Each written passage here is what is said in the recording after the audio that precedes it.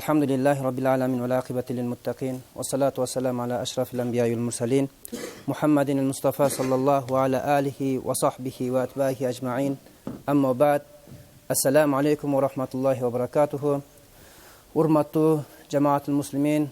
Allah subhanahu wa ta'ala her bir qadamыңыздарга сауаптарды жазган болсун, күнүңүздөрдү кечирип, даражатыңыздарды бийик кылган болсун. Сиздер majlislerдің arasından en bir özgöçe bolgon bir majlisке келдиңиздер. Бүткүл бардык ааламга рахмат болуп, рахматты алып келген пайгамбарыбыз саллаллаху алейхи ва салламдын рухуну шат кылыш үчүн, курсан кылыш үчүн келип пайгамбарыбыздын эскерүүсүндө отурасыздар. Аллахым бул majlisибизди ушундай бир мубарак majlisтерден кылсын. Ушул majlisти уюштурган устазыбыз Молла Надыр Дамлага, жана ушул жерде катышуучу, жана ушул жерде жардамдашып жаткан, жана келген конокторго Аллах таалам тилектерин берген болсун. Алгач устазыбызга ыраазылык билдиребиз. Жана мынакей азыр Молла Ашур Дамла дагы абдан жакшы өзүнүн жүрөгүнөн ушундай бир жакшынакай сөздөрдү айтты. Аллахым баарыбыздын жүрөктөрүбүзгө киргизген болсун. Пайгамбарыбыз саллаллаху алейхи ва салламды жакшы көргөн инсандын көкүрөгү нурланып, ал нурдан толкунданып, ооздорунан чыккан bir asıl бермет таштай шуруу марвариттей болгон асыл маанилерди көптөгөн аалымдар баракчаларга түшүрдү. Мына ошол баракчалар бүгүнкү күндө бизге китептерде басылып отуруп маулид болуп жетип келди, урматтуу жамаат. Нааттар жана касыйдалар жазылды. Мына ошолорду биз күндөн күнгө окуп аркынан түшкөнбүз, үлгүрбөй атабыз. Демек пайгамбарыбыз саллаллаху алейхи ва саллам bir жээги көрүнбөгөн bir деңиз сымал экен, аны көрүп болбойт экен.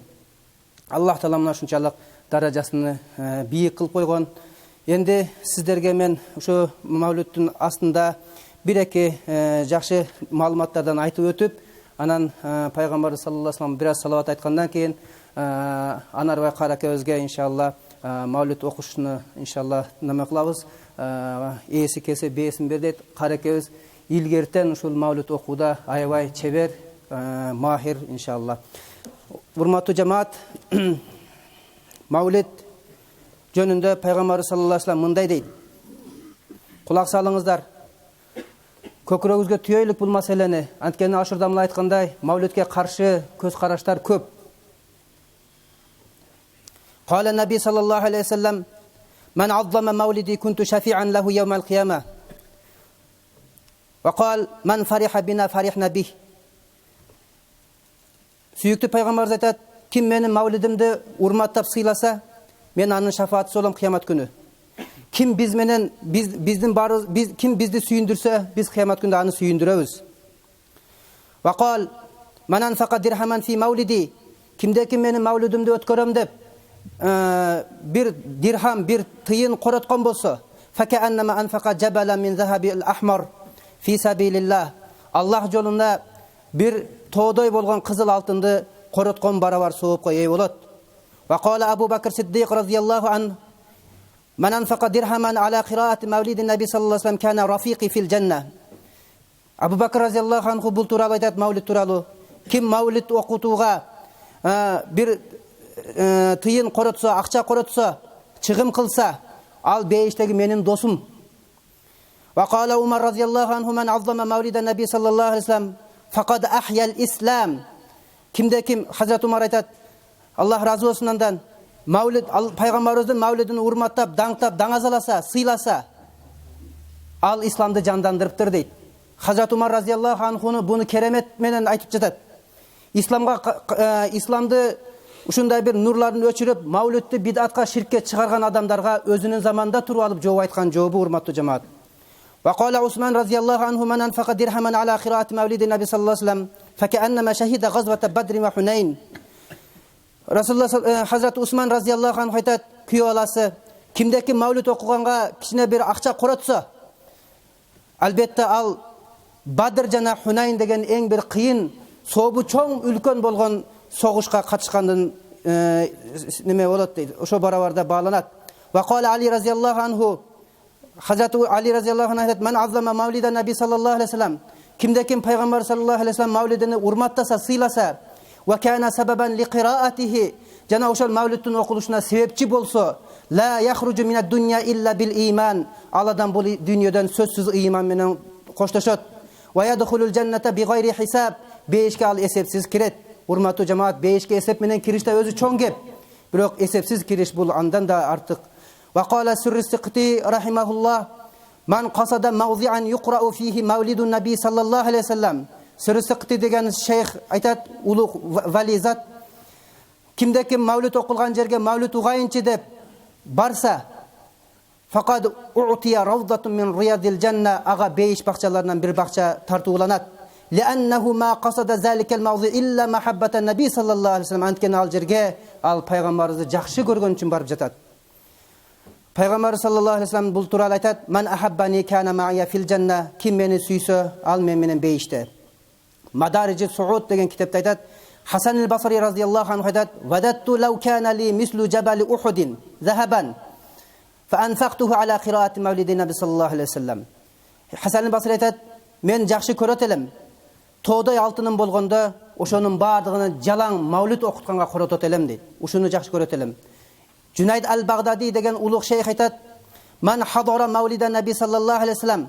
Ким пайгамбарыбыздын мавлидине келсе, ва азлама qadrahu, пайгамбарыбыздын кадыр баркын урматтап сыйласа, faqad faza bil iman, анын ыйманы ташкындаптыр.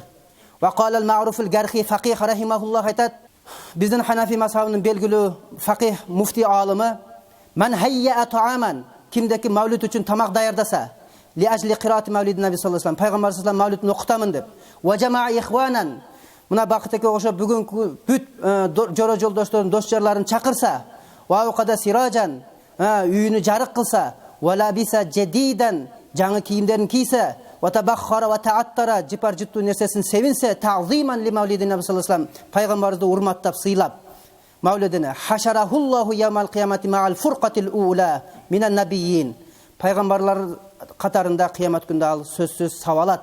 Ва кана фи а'ла иллийин, жана бейиштин эң бир жогорку иллийин деген даражада жаннатында болот.